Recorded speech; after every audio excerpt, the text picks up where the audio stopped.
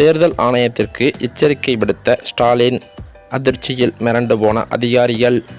சென்னை உயர்நீதிமன்றத்தில் திமுக சார்பில் மனு ஒன்று தாக்கல் செய்யப்பட்டுள்ளதாம். அதில் கடந்த 1950 முதல் 1990 வரை தேர்தல்களில் வாக்குச்சீட்டு நடைமுறை பின்பற்றப்பட்டு வந்தது.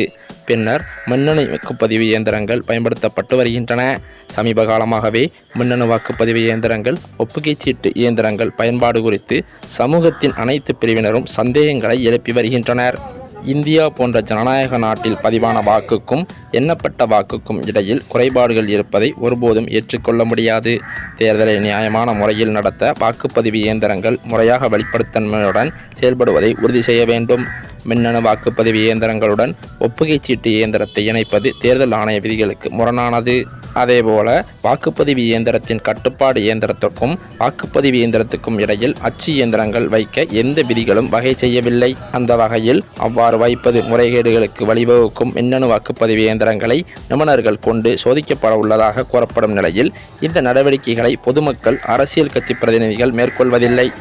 மேலும் அது மட்டுமில்லாமல் மின்னணு வாக்குப்பதிவு இயந்திரங்கள் குறித்து மக்கள் மத்தியில் நம்பிக்கையை ஏற்படுத்தும் விதமாக மின்னணு வாக்குப்பதிவு இயந்திரங்களுக்கு ஒப்புதல் வழங்க உரிய விதிகளை வகுக்க தேர்தல் ஆணையத்திற்கு உத்தரவிட வேண்டும். அந்த வகையில் வாக்குப்பதிவு இயந்திரத்துக்கும் கட்டுப்பாடு இயந்திரத்துக்கும் இடையில் அச்சு இயந்திரத்தை வைக்கக்கூடாது என உத்தரவிட வேண்டும் என்றும் அந்த மனுவில் தெரிவிக்கப்பட்டுள்ளதாக சொல்லப்படுகிறது.